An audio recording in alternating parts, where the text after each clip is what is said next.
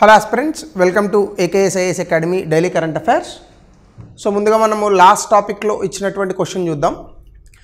India's renewable energy development ఏజెన్సీస్కి సంబంధించి ఇందులో రెండు టాపిక్స్ ఇచ్చాడు. It's a public limited government company, it's a NBFC. So రెండు కరెక్టే. సో ఆన్సర్ వచ్చేసి సి. ఇంకా ఈరోజు టాపిక్ వచ్చేసి గ్రీన్ హైడ్రోజన్ మీద ఇంటర్నేషనల్ కోఆపరేషన్, అంటే అంతర్జాతీయ సహకారానికి సంబంధించి, గ్రీన్ హైడ్రోజన్కి సంబంధించి అంతర్జాతీయ సహకార ఒప్పందం లాంటిది ఒకదాన్ని మోడీ గారు వర్చువల్గా యూరోపియన్ దేశాలతో ఒక సమ్మిట్ నిర్వహించారు, ఢిల్లీలోనే ఉంటూ కంప్యూటర్ కాన్ఫరెన్స్ ద్వారా.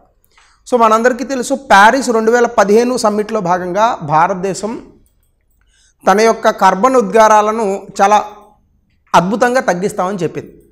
అయితే ఇప్పుడు భారతదేశం క్లెయిమ్ చేస్తుంది ఏంటంటే G20 దేశాలతో G20 దేశాలలో మేము మొట్టమొదటి దేశము. ప్యారిస్ క్లైమేట్ చేంజ్లో ఏదైతే చెప్పామో వాటిని చేరుకోవడంలో మేము మొట్టమొదటి దేశము, ఆల్రెడీ మేము చేరుకున్నాం అని కూడా క్లెయిమ్ చేస్తాం.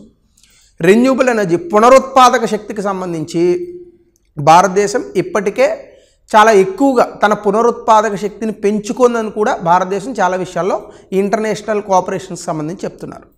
అయితే ఇందులో గ్రీన్ హైడ్రోజన్కి సంబంధించి మనం ఒక విషయాన్ని చూస్తే, అసలు గ్రీన్ హైడ్రోజన్ అంటే ఏంటి, ఈ మధ్యకాలంలో ఈ గ్రీన్ హైడ్రోజన్ మీద ఇంటర్నేషనల్ కోఆపరేషన్ ఒకటి జరిగింది. అది అసలు ఆ ఇంటర్నేషనల్ కోఆపరేషన్ అసలు ఎందుకు అనే విషయాలను మనం చూద్దాం. ముందుగా న్యూస్లో ఎందుకు ఉంది అంటే, international conference on green hydrogen అనేది ఒకటి జరిగింది 2024 మొన్ననే. 2024 అంటే నా ఉద్దేశంలో మనం సెప్టెంబర్ నెలలో ఉన్నాం. సెప్టెంబర్లోనే ఒక 3 days క్రితం ఈ యొక్క భారత్ మండపం అనే ఈ ప్లేస్ నుంచి ఈ గ్రీన్ హైడ్రోజన్కి సంబంధించి ఒక అంతర్జాతీయ కాన్ఫరెన్స్ ఒకటి జరిగిందనమాట.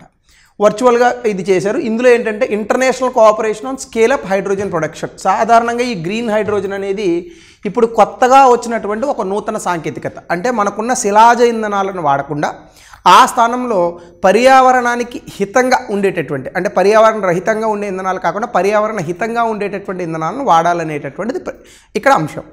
అందులో గ్రీన్ హైడ్రోజన్ని వాడాలి అని మనం కూడా కోరుకుంటున్నాం. అలాగే ఈ ఇయర్ బడ్జెట్లో కూడా గ్రీన్ హైడ్రోజన్ మిషన్ ఒకదాన్ని మనం లాంచ్ చేశాము. దానికి సంబంధించి ఎన్నో వేల మెట్రిక్ టన్నులు ఈ గ్రీన్ హైడ్రోజన్ ప్రొడ్యూస్ చేయాలని అనుకుంటున్నారు. అసలు ఏంటి గ్రీన్ హైడ్రోజన్ అనేది కనుక మనం చూస్తే, గ్రీన్ హైడ్రోజన్ అనేటటువంటి దానికి నోడల్ మినిస్టర్ ఎవరు ఉంటారంటే ministry of new and renewable energy. అంటే ఈ పునరుత్పాదక శక్తికి సంబంధించి ఒక మంత్రిత్వ శాఖను ఏర్పాటు చేశారు. ఇది నోడల్ ఏజెన్సీగా ఉండబోతుంది. అయితే ఇందులో కొన్ని కాంపోనెంట్స్ ఉన్నాయి. అదేంటంటే, ఒకటి సైట్ అనేటటువంటి ప్రోగ్రామ్. సైట్ అంటే చూపని కాదు, strategic interventions for green hydrogen transition programme. Strategic interventions for green hydrogen transition programme అంటే వ్యూహాత్మకంగా ఈ యొక్క గ్రీన్ హైడ్రోజన్ అనేటటువంటి దాన్ని మనము ఇంధనంలో భాగంగా మనం తీసుకొస్తున్నాము అన్నదానికి ఒక ప్రోగ్రామ్ని తీసుకొచ్చారు. మళ్ళీ ఎప్పుడన్నా ప్రోగ్రామ్ గురించి విడిగా చెప్పుకుందాం. దీంతో పాటుగా స్ట్రాటజిక్ హైడ్రోజన్ ఇన్నోవేషన్ పార్ట్నర్షిప్, అంటే ఈ గ్రీన్ హైడ్రోజన్కి సంబంధించి ఏవైనా భాగస్వామ్య అయిన కంపెనీలను కూడా నెలకొల్పడం రెండవ కాంపోనెంట్ అనమాట. అంటే ఇందులో SHIP. సో ఇలా 2 స్కీములు తీసుకున్నారు. అయితే ఇక్కడ ఇష్యూ ఏంటంటే, గ్రీన్ హైడ్రోజన్ అనేటటువంటిది మనకి కమర్షియల్గా ప్రస్తుతం వైబుల్ కాదు. అంటే మనం ఇప్పుడు గ్రీన్ హైడ్రోజన్ వాడి ఏవైనా వాహనాలు నడుపుదాం, ఇంకోటి చేద్దామని అనుకున్నాం అనుకోండి, కమర్షియల్గా మనకి ఇప్పుడు అది అందుబాటులో లేదు. ఎందుకంటే ప్రస్తుతం మనకు ఉన్నటువంటి ధరలు 350 రూపాయల నుంచి 440 రూపాయలు ఉంది 1 kilo green hydrogen. National hydrogen energy mission ఏం చెప్తుంది, మన దేశంలోనే తీసుకొచ్చినటువంటి జాతీయ గ్రీన్ హైడ్రోజన్ విధానం ఏదైతే ఉందో, నేషనల్ హైడ్రోజన్ ఎనర్జీ మిషన్, ఈ మిషన్ ఏం చెప్తుందంటే దీన్ని 100 రూపాయలు 1 కిలోగ్రామ్ ఈ ధరకు తీసుకొస్తామని చెప్తున్నారు. అంటే సాధారణంగా మనకు పెట్రోలే 1 లీటర్ కాబట్టి, బట్ అటు ఇటుగా మీరు చూసుకుంటే లీటర్ని కిలోగ్రామ్స్ని మైన్యూట్ డిఫరెన్సెసే కాబట్టి 109 రూపాయలు పెట్రోల్, 107 రూపాయలు పెట్రోల్ ఉంది. 350 రూపాయల నుంచి 440 రూపాయలు పెట్టి గ్రీన్ హైడ్రోజన్ కొని పర్యావరణ హితంగా ఇవన్నీ ఆలోచించే వ్యక్తులు ఎవరు ఉంటారు? సో కాబట్టి దాన్ని తగ్గించాలి. ఒకటి ఇది ఎందుకు అంటే, డీకార్బనైజ్ ఎనర్జీ సెక్టర్. అంటే మనము పరిశ్రమల్లోని మనం వాడేటటువంటి వెహికల్స్ ఏవైతే ఉన్నాయో, వాహనాలు, వీటిల్లో మనము పెట్రోల్, డీజిల్ ఇలాంటివి వాడడం వల్ల విపరీతమైనటువంటి పర్యావరణ కాలుష్యం జరుగుతుంది. దీన్ని తగ్గించేందుకు 2 ఇండిజినస్ మ్యానుఫ్యాక్చరింగ్ కెపాసిటీస్, అంటే మనం సొంతంగా మనమే తయారు చేసుకునేటటువంటి కెపాసిటీస్ రావాలి. దాంతోపాటు గ్రీన్ హైడ్రోజన్ని ఎక్స్పోర్ట్ చేయాలి. దీనికి సంబంధించి 2030కి మనం కొన్ని టార్గెట్ అవుట్కమ్స్ కూడా పెట్టుకున్నాం. అట్లీస్ట్ 5 మిలియన్ మెట్రిక్ టన్నుల గ్రీన్ హైడ్రోజన్ ఉత్పత్తి చేయాలి. ఇందులో 1,00,000 కోట్ల ఫాజిల్ ఫ్యూయల్ ఇంపోర్ట్ సేవింగ్స్, అంటే గ్రీన్ హైడ్రోజన్ ఉత్పత్తి చేయడం వల్ల మనం విదేశాల నుంచి తెచ్చుకుంటున్నటువంటి ఇంధనాలు ఏవైతే ఉన్నాయో వాటి యొక్క ఖర్చు తగ్గించి కనీసం 1,00,000 కోట్ల రూపాయలు సేవ్ చేయాలి. 3, 6 లక్షల ఉద్యోగాలు ఇందులో క్రియేట్ చేయాలి. 50 మిలియన్ మెట్రిక్ టన్నుల CO2 యాన్యువల్ ఎమిషన్స్, అంటే మనం ఈ గ్రీన్ హైడ్రోజన్ తీసుకురావడం వల్ల కార్బన్ ఉద్గారాలు అనేటటువంటివి తగ్గుతాయి. అలా 50 మిలియన్ మెట్రిక్ టన్నుల CO2ని మనము న్యూట్రలైజ్ చేయాలి. 8 లక్షల కోట్లు ఇందులో ఇన్వెస్ట్మెంట్ పెట్టాలి. అయితే వీటన్నిటి ముందు అసలు గ్రీన్ హైడ్రోజన్ అంటే ఏంటి? మనం హైడ్రోజన్ అనేటటువంటి ఒక మూలకాన్ని తీసుకుంటే అది మన ప్రకృతిలో హైడ్రోజన్ అనేది విడిగా దొరకదు, వేరే వాటితో కంబైన్ అయి ఉంటుంది. ఉదాహరణకి మనం H2O వాటర్ తీసుకున్నాం అనుకోండి, ఇందులో ఆక్సిజన్ మాలిక్యూల్స్తో కలిపి మనకి హైడ్రోజన్ మాలిక్యూల్స్ ఉంటాయి.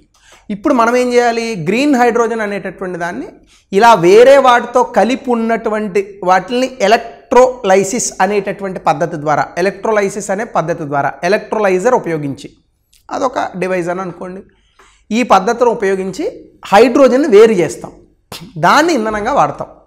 సో హైడ్రోజన్ ఫ్యూయల్గా వస్తుందన్నమాట, అది విడిపోయి ఒక మూలకంగా వస్తుంది. సో దానికి ఎట్లా అనేది గ్రే హైడ్రోజన్ న్యాచురల్ గ్యాస్ తీస్తారు, హైడ్రోజన్ వస్తుంది, మళ్ళీ బ్లూ హైడ్రోజన్ న్యాచురల్ గ్యాస్ తీస్తారు, హైడ్రోజన్ వస్తుంది. గ్రీన్ హైడ్రోజన్ ప్రొడ్యూస్ చేయడానికి దానికి ఒక పద్ధతులు ఉన్నాయి, ఎలక్ట్రోలైసిస్ అనేటటువంటి పద్ధతి. ఇలా వచ్చినటువంటి గ్రీన్ హైడ్రోజన్ని మనం ఫ్యూయల్ లాగా స్టోర్ చేసి దాన్ని మనం వాడుకుంటాం. సో ఇది ఓవరాల్గా మనం నేషనల్ గ్రీన్ హైడ్రోజన్ మిషన్లో చెప్పినటువంటి అంశం. అయితే ఇప్పుడు దీనికి ఒక ఇంటర్నేషనల్ కాన్ఫరెన్స్ చేయాల్సిన అవసరం ఏమొచ్చింది అంటే, భారతదేశం ప్యారిస్ గ్రీన్ ఎనర్జీ కమిట్మెంట్స్ అంటే 9 సంవత్సరాలు అహెడ్ ఆఫ్ షెడ్యూల్. సాధారణంగా మనకి ప్యారిస్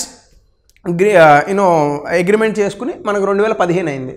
సో 2030 కల్లా కూడా దాని యొక్క అంశాలను అందులో చెప్పినటువంటి వాలంటరీ డిటర్మైన్డ్ కాంట్రిబ్యూషన్స్ చేరుకుంటామని అన్నారు. ఇప్పుడు భారతదేశం ఏం చెప్తుందంటే, ఈ గ్రీన్ హైడ్రోజన్ మిషన్ ఇవన్నీ పెట్టి మేము 9 సంవత్సరాల ముందే ప్యారిస్లో ఏవైతే కార్బన్ ఉద్గారాలను వీటిని తగ్గిస్తామని చెప్పామో, ముఖ్యంగా గ్రీన్ ఎనర్జీ కమిట్మెంట్స్ అంటే పర్యావరణాన్ని హితం కలిగించేటటువంటి ఈ యొక్క ఇంధనాలను ఉత్పత్తి చేస్తామని అన్నామో అవి ఆల్రెడీ మేము 9 సంవత్సరాల ముందే చేసేసామని ఇప్పుడు భారతదేశం చెప్తాం. దీని ప్రపంచ దేశాలు వీటి మీద కొన్ని వ్యాఖ్యానాలు కూడా చేస్తే అవి వెయిట్ చేద్దాం. రెండోది ప్యారిస్ కమిట్మెంట్స్, అందులో మనం ఏం చెప్పాం బేసికల్గా, నాన్ ఫాజిల్ ఎనర్జీ కెపాసిటీ అంటే ఏంటి? పునరుత్పాదక శక్తి, అలాగే మనకి సాంప్రదాయ పద్ధతిలో ఉండేటటువంటి ఇంధనాలు, అంటే శిలాజ ఇంధనాలు కాకుండా శిలాజేతర ఇంధనాలు 500 గిగావాట్ల ఎలక్ట్రిసిటీ లేదా 500 గిగావాట్ల ఎనర్జీని మనం ప్రొడ్యూస్ చేస్తాము. దీనివల్ల కార్బన్ ఎమిషన్స్ అంటే కార్బన్ ఉద్గారాలు 1 బిలియన్ టన్నులు తగ్గిస్తామని చెప్పాం. ఇదే ఇప్పటికి చేరుకున్నామని భారతదేశం చెప్తాం. అలాగే non Faasil fuel growth, India non Faasil fuel growth capacity దాదాపుగా రానున్నటువంటి కాలంలో ఇంకా పెరిగేందుకు అవకాశం ఉందని చెప్తున్నారు. అలాగే నాన్ ఫాజిల్ ఫ్యూయల్ గ్రోత్ అంటే శిలాజేతర ఇంధనాల వృద్ధి గత 10 సంవత్సరాల్లో 300% పెరిగిందని చెప్తున్నారు. గ్రీన్ హైడ్రోజన్కి సంబంధించి కూడా ఇప్పుడు ఏం చెప్తున్నారంటే, గ్రీన్ హైడ్రోజన్ ముఖ్యంగా refineries, steel industry, heavy transport వీటన్నిటిలోని గ్రీన్ హైడ్రోజన్ వాడతారు. సో తద్వారా డీకార్బనైజింగ్ అంటే కార్బన్ ఉద్గారాలు తగ్గించడానికి ఈ యొక్క గ్రీన్ హైడ్రోజన్ ప్రాముఖ్యత చాలా ఉంది. దాంతోపాటుగా మనకి స్టోరేజ్ అనేటటువంటి ప్రాబ్లం ఉంది. ఏంటి? పునరుత్పాదక శక్తిలో ఇప్పుడు సోలార్ ఎనర్జీ వచ్చిందనుకోండి, సోలార్ ఎనర్జీ నుంచి మనం శక్తిని తీసుకున్నాం అనుకోండి, దాన్ని వాడుకోవడమే తప్ప దాన్ని స్టోర్ చేసుకోవడం లేదు. కరెంటుని స్టోర్ చేసే విధానాలు ఇంకా రాలా. కానీ ఇక్కడ ఇది స్టోరేజ్ సొల్యూషన్ లాగా ఉపయోగపడుతుంది. అంటే బహుశా ఈ గ్రీన్ హైడ్రోజన్ నుంచి ఏమైనా ఒక కొత్త వీటిని తీసుకొచ్చి పునరుత్పాదక శక్తి నుంచి వచ్చేటటువంటి ఇంధనాన్ని ఇందులోకి పెట్టి ఒక బ్యాటరీస్ లాగా తయారు చేయడం ఇట్లాంటివి ఏమైనా చేస్తారు. సో దీనికి సంబంధించి ఎనర్జీ స్టోరేజ్గా కూడా దీన్ని వాడచ్చు అనేటటువంటి ఒక చర్చ కూడా జరుగుతుంది. సో ఇవన్నీ కూడా మనం ఇంటర్నేషనల్గా కోఆపరేషన్కి సంబంధించి అంటే అంతర్జాతీయ సహకారాలకు సంబంధించి ఇవన్నీ ఇంపార్టెంట్. ఎందుకు? ఇవన్నీ మా దేశంలో చేస్తున్నామంటేనే ఎవడన్నా వీటి మీద డబ్బులు ఇన్వెస్ట్ చేస్తాడు. ఇంకా ఈ టెక్నాలజీ మీద ఇంకా ఎక్కువగా పరిశోధనలు జరగాల్సి ఉంది. కానీ ఆ పరిశోధనలు పెట్టడానికి మన దగ్గర ఉన్న డబ్బులు సరిపోవు. సో విదేశాలతో కనుక మనం ఎప్పుడైనా జత కడితే వాళ్ళు కొంత పరిశోధనలకి వీటికి డబ్బులు ఇచ్చేటటువంటి అవకాశం ఉంది. దీంతోపాటు మనకి కొత్తగా స్టార్టప్స్ అవి వస్తాయి గ్రీన్ హైడ్రోజన్లో. అయితే భారతదేశం దీనికి సంబంధించి ఆల్రెడీ యూరోపియన్ హైడ్రోజన్ వీక్ అనేటటువంటి పేరిట ఒక పార్ట్నర్షిప్ చేసుకుంది. ఇందులో గ్రీన్ రెగ్యులేషన్కి సంబంధించి ఐరోపా సమాఖ్యతో భారతదేశము తన ఇంటెన్షన్ కూడా బయటపెట్టింది. అలాగే 2025 సంవత్సరానికల్లా మన దగ్గర ఉన్నటువంటి ఒక పెద్ద డీజిల్ ఇంజన్ని హైడ్రోజన్ ఫ్యూయల్తో నడిచేటటువంటి ఇంజన్గా మొట్టమొదటిసారి మన ట్రాక్స్ పైన పరిగెట్టించడానికి కూడా భారతదేశం సన్నద్ధమవుతుంది. సో ఇవన్నీ కూడా మన దాంట్లో ఉన్నటువంటి భారతదేశంలో మనం చేస్తున్నటువంటి అంశాలు గ్రీన్ హైడ్రోజన్ పరంగా. అయితే అసలు భారతదేశానికి అంతర్జాతీయ సహకారం ఎందుకు కావాలి అంటే ఇప్పుడు గ్రీన్ హైడ్రోజన్ అనేటటువంటిది ఉత్పత్తి చేయాలంటే ధర చాలా విపరీతంగా ఉంటుందన్నమాట. అంటే దాదాపుగా ఇందాక చెప్పాను కదా, 350 రూపాయల నుంచి 440 రూపాయలు కిలో ఉంటుంది.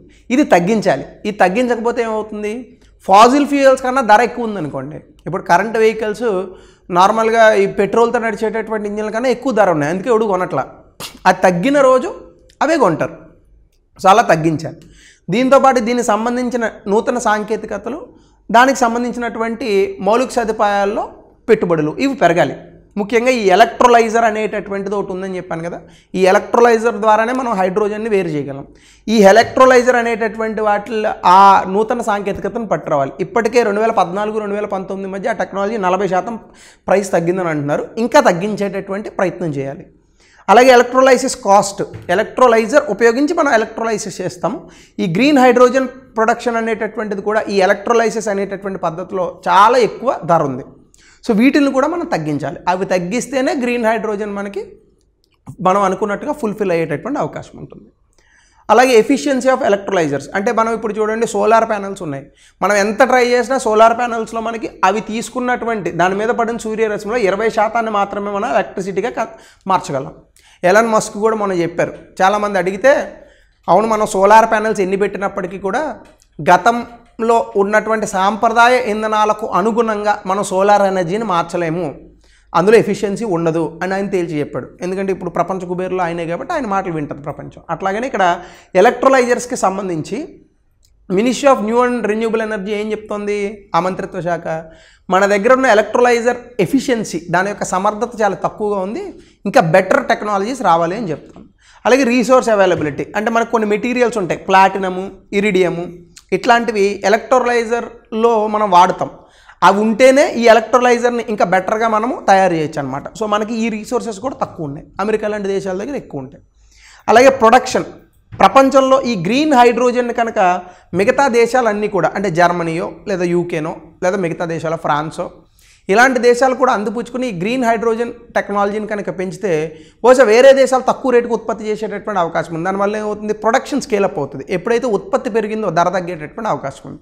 సో ఆ రకంగా ప్రపంచ దేశాలకు ఇప్పుడు భారతదేశం దిశానిర్దేశం అని అన్నాను, కానీ ఒక టైప్ ఆఫ్ ఎంకరేజ్మెంట్ దిశగా తీసుకెళ్తాను. సో దీనివల్ల గ్రీన్ హైడ్రోజన్ తాలూకా రీసెర్చ్ వేరే దేశాల్లో వస్తే మన దేశంలో దాని తాలూకా బెనిఫిట్స్ని పొందేటటువంటి అవకాశం ఉంటుంది. సో ఆ రకంగా మనం స్కేలప్ ఆఫ్ ప్రొడక్షన్ చూడొచ్చు. అయితే 2023 యూపీఎస్సీ ఎగ్జామినేషన్లో ఈ గ్రీన్ హైడ్రోజన్కి సంబంధించి డైరెక్ట్గా క్వశ్చన్ ఇచ్చాడు. సో అలాగే ఆప్షన్స్ కూడా ఎలిమినేషన్ పద్ధతి లేకుండా ఇచ్చాడు. సో దీని తాలూకా ఆన్సర్ని కమెంట్ సెక్షన్లో పెట్టండి. అలాగే what are the key challenges in production and adoption of green hydrogen, ఇవి viable alternative to fossil fuels, అంటే శిలాజ ఇంధనాలకు ప్రత్యామ్నాయంగా ఇవి ఎలాగ ఉపయోగపడతాయి అనేటటువంటి విషయాన్ని 200 పదాల్లో రాయండి. సో ఇది గ్రీన్ హైడ్రోజన్కి సంబంధించి అంతర్జాతీయ సహకారంలో మోడీ గారు మాట్లాడినటువంటి విషయాలు. మరో కొత్త టాపిక్తో will meet in the next session. So thank you.